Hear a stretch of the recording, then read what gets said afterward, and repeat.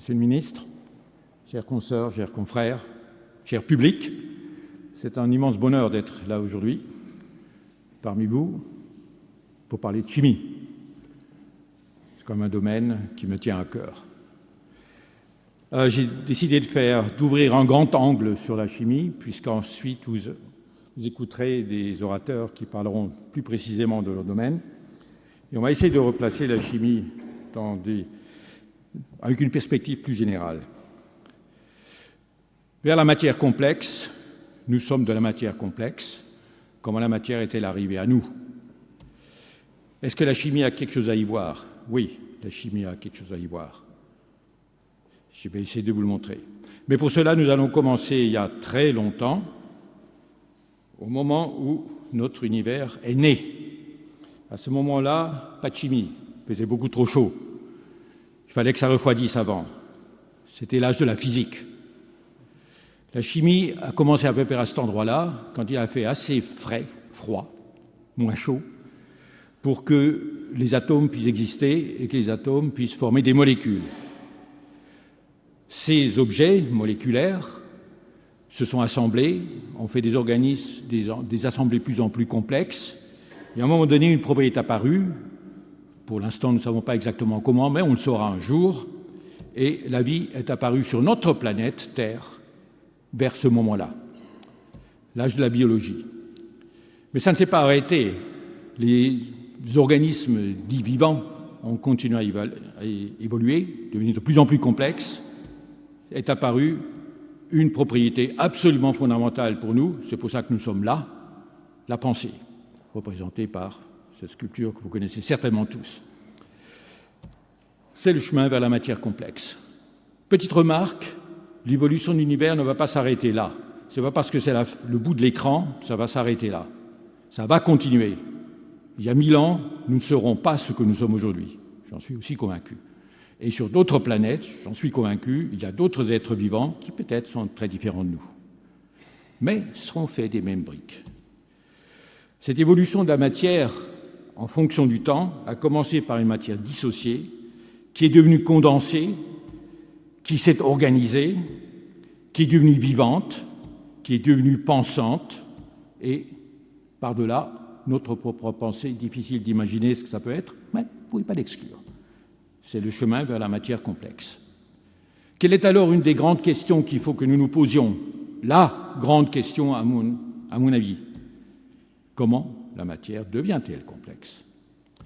Pour répondre à cela, l'humanité a commencé une activité fondamentale qu'on appelle la science. La physique s'occupe des lois générales de l'univers, celles dont tout dépend. La biologie s'occupe des règles de la vie, que nous essayons de comprendre. La chimie essaie d'établir le pont entre les deux. Comment peut-on aller de lois très générales à une expression particulière? Par exemple, un être humain qui provient de ces lois, qui a été généré par ces lois de l'univers. Mais comment? Et c'est même le problème, dans un sens un peu plus fondamental. Nous savons tous que la théorie de la relativité est une théorie très très importante, fondamentale pour nous. Mais ne faudrait-il pas aussi comprendre comment Einstein a pu exister? Sinon, il n'y aurait pas de théorie de la relativité, sans l'existence d'une personne qui l'a pensée, qui a abouti à cette théorie. Comment est-ce que ça a pu se faire? La réponse à la question, du moins la mienne, c'est l'auto-organisation. Ça s'est fait tout seul, sur la base de la structure de notre univers. Et on peut même dire que c'est un impératif cosmique. Ça peut se discuter, j'ai pas mal discuté avec pas mal de gens. Personnellement, je suis convaincu que la structure de notre univers est telle que ça va s'organiser quelque part et que ce n'est pas un accident. Progressivement, les chimistes ont essayé de comprendre de quoi est faite la matière. Et ils ont abouti à ce que j'estime l'une des plus grandes conquêtes de la science, le tableau périodique des éléments. Ce tableau, qui a été proposé, pas dans cette forme actuelle, par Mendeleïev en 1869, dans une publication qui est une des publications les plus importantes de la science, représente les éléments présents dans tout l'univers. Je vais insister là-dessus. Où que vous soyez dans notre univers, ce seront les mêmes briques. Vous voyez ce que ça veut dire? On a réussi sur cet endroit-là, cette petite planète-là, à proposer un tableau qui contient les briques de tout dans l'univers. Je dois quand même faire remarquer la matière visible. 5% de ce que nos cosmologistes nous disent être la matière, l'énergie noire, la matière noire, mais ça ne nous occupe pas trop. Nous faisons partie de la matière visible. En anglais, j'aime dire « the matter that matters ». C'est la nôtre. Et c'est le terrain de jeu de la chimie. La chimie, nous sommes tous des enfants, nous jouons avec du Lego. Nous prenons ces objets, nous les mettons ensemble, nous en fabriquons des structures de plus en plus complexes, et vous allez en entendre d'autres dans un instant. Alors, l'évolution de la chimie s'est faite en essayant d'abord de construire les maisons moléculaires à partir des briques atomiques. Et si on veut voir deux jalons de cette chimie moléculaire, la synthèse de l'urée par Friedrich Wöhler en 1828 a été une première étape importante qui en même temps a conduit à l'abolition de la force vitale, qui était une espèce de force magique qui disait qu'on ne pouvait pas fabriquer d'objets contenus dans un organisme vivant sans l'aide d'un organisme vivant, en faisant l'urée à partir d'une substance qui n'était certainement pas des organismes vivants, le cyanate d'ammonium. Wöhler a détruit cette notion de force vitale. Ce n'est pas de la magie, c'est de la chimie. 150 années après, la synthèse totale de la vitamine B12, molécule beaucoup plus compliquée, a nécessité les efforts combinés de deux groupes, celui de Robert Burns Woodward à Harvard et d'Albert Eschenmoser à l'ETH à Zurich. J'avais travaillé à l'époque avec Woodward et c'était effectivement une entreprise où chacun des 120 à 150 personnes au cours d'une dizaine d'années ont apporté leurs briques. Et comme ça, j'aime bien faire remarquer aussi aux jeunes qui vont devenir des scientifiques, quand vous êtes scientifique, vous apportez votre brique, votre caillou. Ça peut être un grand, ça peut être un petit, mais c'est le vôtre. Et personne ne vous le prendra. Je crois que contribuer à l'édification de cette énorme entreprise qui est de comprendre le monde, c'est vous, j'espère que vous allez devenir scientifique, qui pourrez y contribuer. Alors, la chimie moléculaire, elle s'est développée, elle est encore très vivante, elle continue.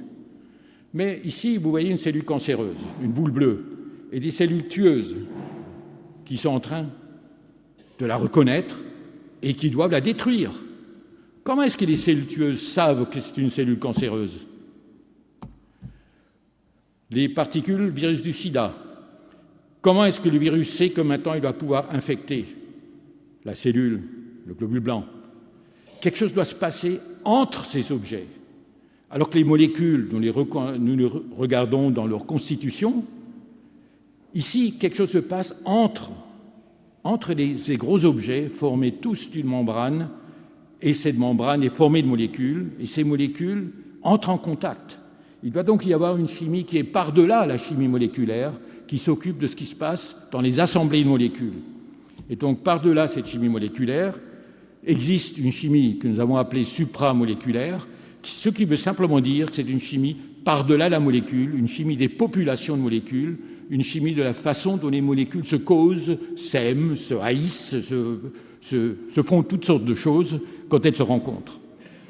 C'est une chimie d'une interaction plus faible que ce que nous appelons en chimie les liaisons covalentes, mais ces liaisons, c'était simple de le trouver, non covalentes. C'est pas très original. Qu'est-ce qu'il veut là?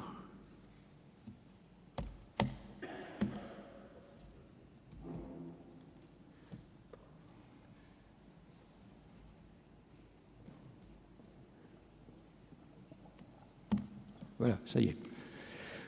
Le phénomène le plus important dans ces interactions, c'est que les objets doivent se reconnaître. Il ne faut pas que les cellules tueuses fassent une faute.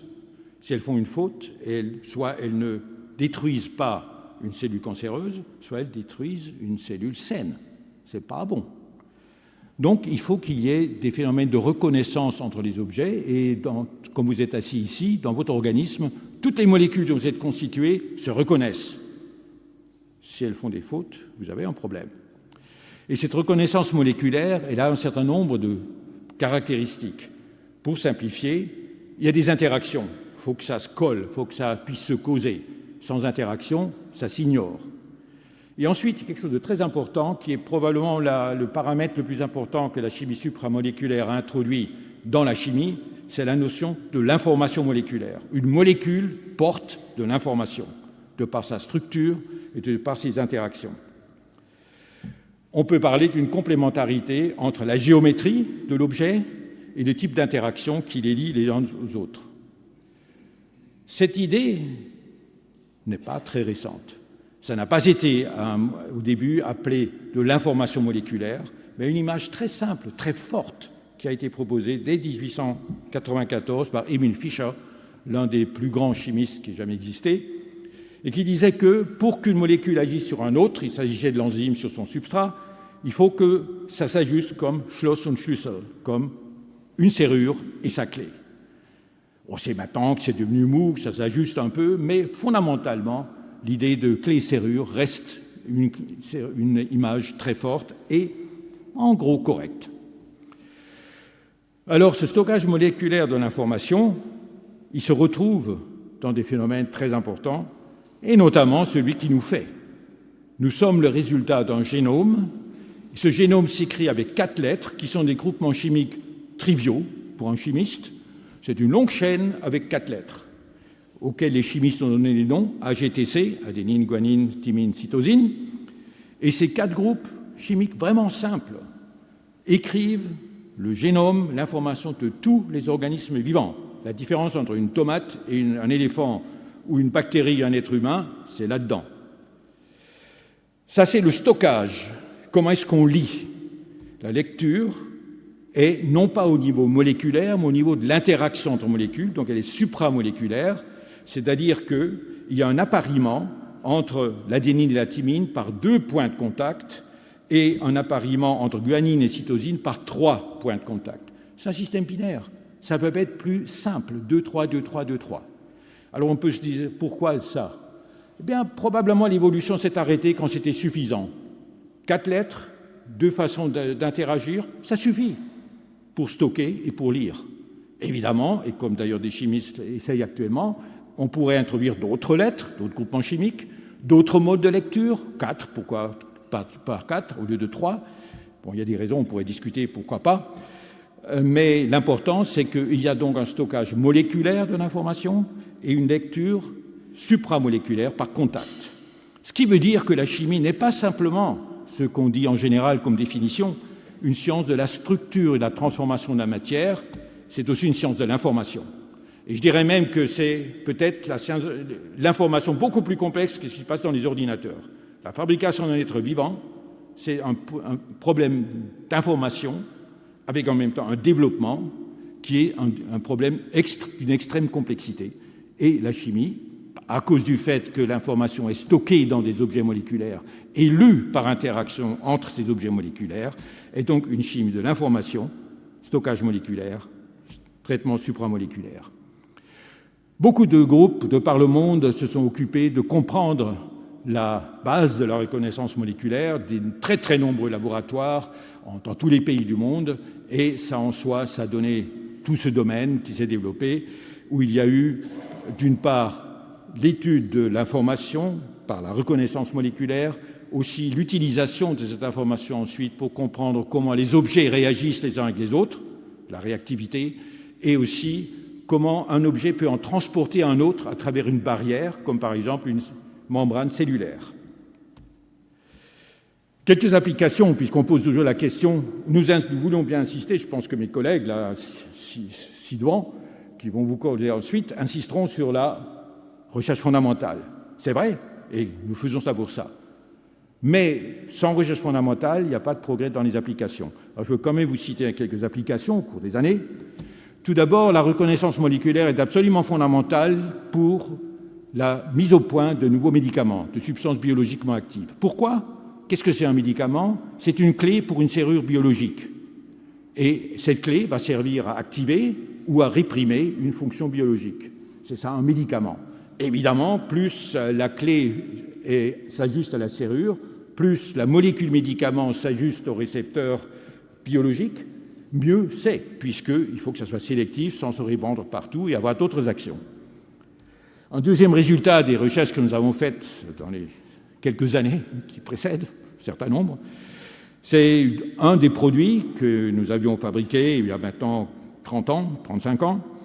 C'est une molécule qui contient un petit ion du tableau périodique, d'ailleurs, l'europium, qui, dans la cavité, sert en quelque sorte d'une petite ampoule rouge, qui émet une luminescence rouge, qu'on peut accrocher sur une tête chercheuse, une immunoglobuline, et qui met au point un système d'immunoanalyse, grâce aux efforts aussi de Gérard Matisse, qui était à l'époque chez Sysbio International, qui existe d'ailleurs encore, et qui étant maintenant donné naissance à un appareil qu'on voit à droite, Cryptor, qui est une petite boîte à Nîmes, enfin il n'est pas si petite actuellement, à Nîmes, fabrique et c'est utilisé dans beaucoup d'hôpitaux.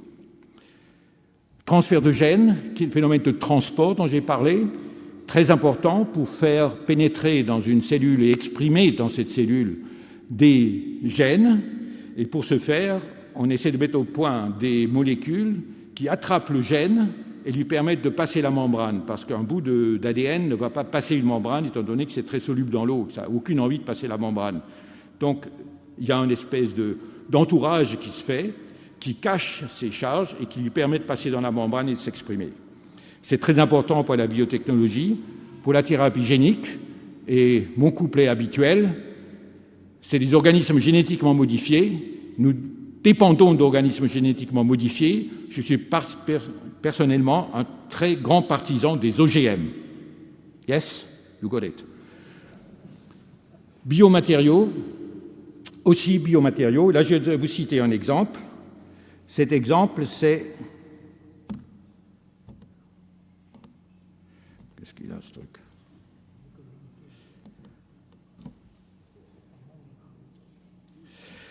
C'est un des polymères d'un nouveau type, des polymères que nous appelons supramoléculaires, qui ont... Il est récalcitrant, hein ?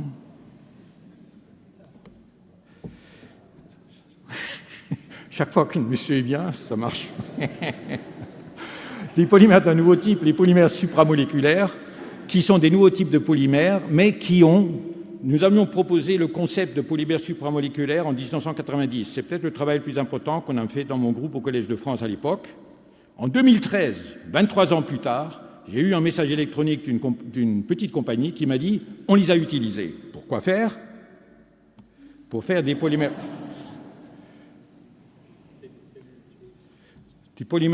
biocompatibles.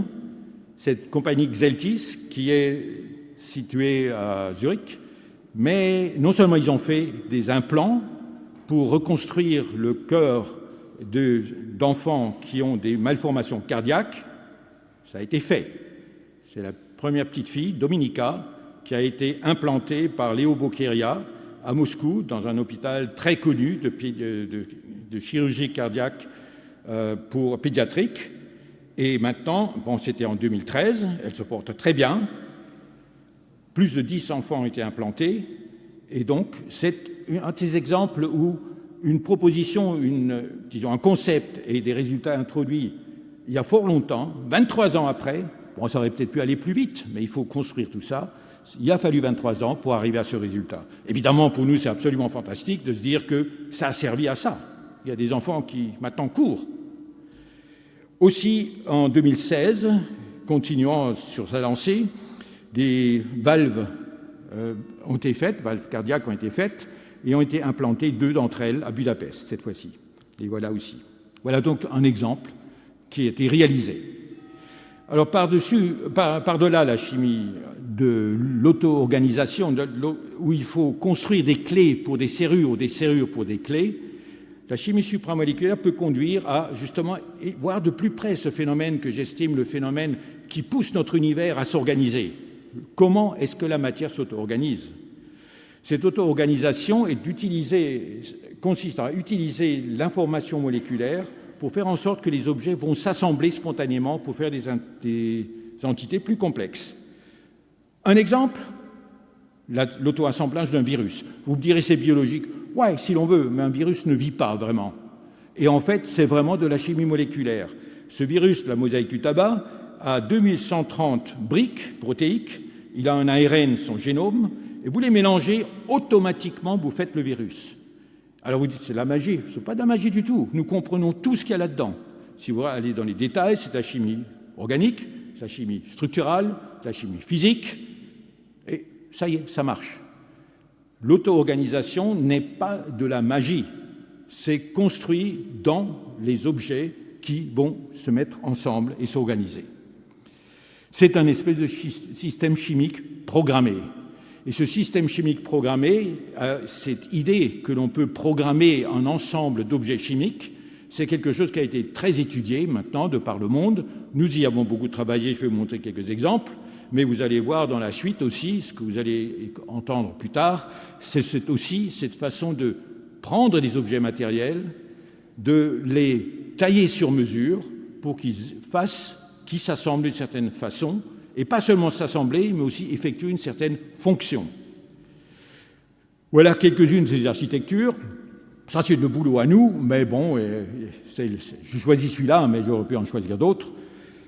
Voilà des doubles et triples hélices qui n'ont rien à voir avec l'ADN, mais qui sont quand même des doubles hélices et des triples hélices, et qui se font automatiquement à partir de leurs composants. Un brin et des façons de les mettre ensemble. Voilà une grille avec 9 ions métalliques, les petits points jaunes, qui se situent aux intersections entre des molécules et maintiennent tout l'ensemble, de sorte à faire cette grille qui se fait spontanément. Voilà un nanocylindre où il y a des molécules droites, en rouge, des plates, en bleu, et des points de connexion entre eux. Et ça se fait, vous mélangez ces objets, et automatiquement, il y en a 19 qui se mettent ensemble pour faire l'objet en question. Et voilà quelques architectures circulaires qui sont surtout jolies aussi, parce qu'avec les ordinateurs, vous pouvez les colorer. Dans la réalité, c'est une petite poudre. Hein. Malheureusement, faudrait voir dans le fin fond de l'objet, et grâce à l'ordinateur, on va faire des belles figures, n'est-ce pas? Alors, je suis en train de terminer, mais quand même, je voudrais vous indiquer ce que nous faisons maintenant sur deux diapos, de la façon suivante. Les effets dynamiques dans les molécules sont très importants. Évidemment, toutes les molécules bougent, elles ne sont pas rigides. Un brin d'ADN, ça bouge. Et il est connu depuis très longtemps que les molécules bougent. Pour les chimistes, l'inversion du cyclohexane chaise, vous connaissez, ça les chimistes ici devraient le connaître, c'est un mouvement qu'on connaît depuis très longtemps. Ce n'est pas un mouvement orienté, vous entendrez parler de mouvement orienté. Mais il y a différents types de dynamique en chimie. L'un des types classiques, c'est la réaction chimique. Des molécules se rencontrent, se font quelque chose et font des produits. C'est du Lavoisier, en quelque sorte. Cette réaction a une dynamique, une vitesse, une façon de se faire. Il y a une autre façon, c'est les mouvements. Et là, vous allez en entendre. Les mouvements moléculaires, que font les molécules quand elles bougent? Comment peut-on les faire bouger? Comment peut-on contrôler le mouvement quand elles bougent? Comment peut-on orienter le mouvement aussi? C'est un gros problème, c'était un gros problème, et les trois impétrants que vous allez écouter après vont vous donner quelques résultats. Nous nous occupons d'un troisième type de dynamique, qui est la dynamique de la constitution. Qu'est-ce que je veux dire par là?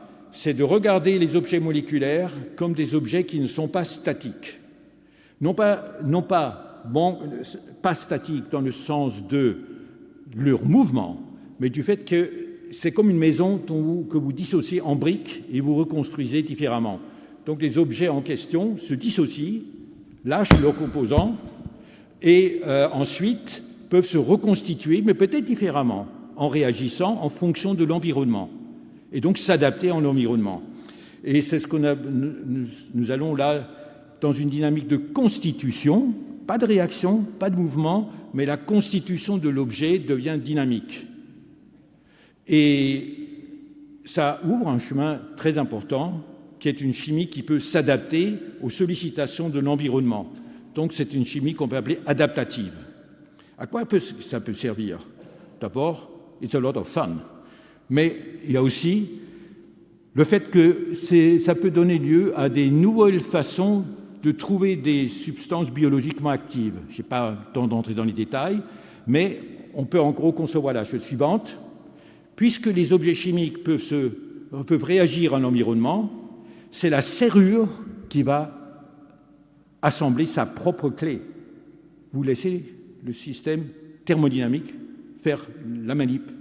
C'est la serrure qui assemble sa clé. Ensuite, vous pouvez faire des nanostructures dynamiques et des matériaux dynamiques, et je voudrais juste vous donner un exemple des propriétés qu'on peut attendre d'un matériau dynamique, parce que ce matériau, c'est un matériau qui peut tomber en morceaux, mais se remettre en place et se réassembler différemment. L'exemple est le suivant. Un exemple optodynamique, ça veut dire que c'est un objet qui va changer de propriété optique en se recomposant. Supposez que vous ayez deux films, avec l'un formé de AB, l'autre de A'B'.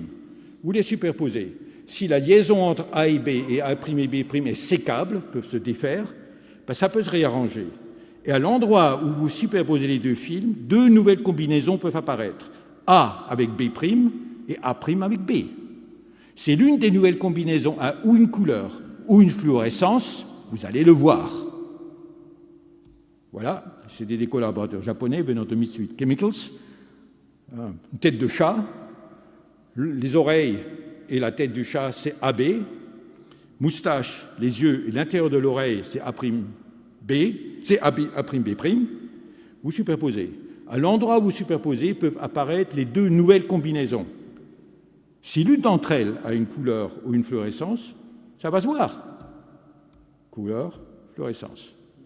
Donc, ça prouve qu'effectivement, la dynamique marche. Et deuxièmement, vous pouvez générer une couleur, une propriété optique qui n'existait pas auparavant, du fait de la dynamique de constitution de l'objet. Voilà en gros où je voulais en venir, mais pour finir, une évolution de la chimie, on commence par la molécule. Sans molécule, nous ne faisons pas de chimie. C'est la base de notre métier, fabriquer des objets moléculaires de plus en plus complexes, avec des fonctions de plus en plus intéressantes. Supramoléculaires, les assemblées de molécules, comment elles se causent, comment elles réagissent les unes avec les autres. Elles s'organisent, ce n'est pas n'importe quoi. Il y a des assemblages d'une certaine forme, d'une certaine taille sur la base de l'information. La dynamique, ça bouge, ça peut se défaire, ça peut se reconstituer. Adaptative, ça réagit aux influences de milieu, aux sollicitations, et ça se modifie au fur et à mesure que vous changez l'extérieur. Et c'est un chemin vers la matière complexe. Vous allez maintenant vous occuper de dynamique, de moteur, de machines. Ça a donné lieu à un prix Nobel bien mérité en 2016. Et voilà la suite. Merci beaucoup.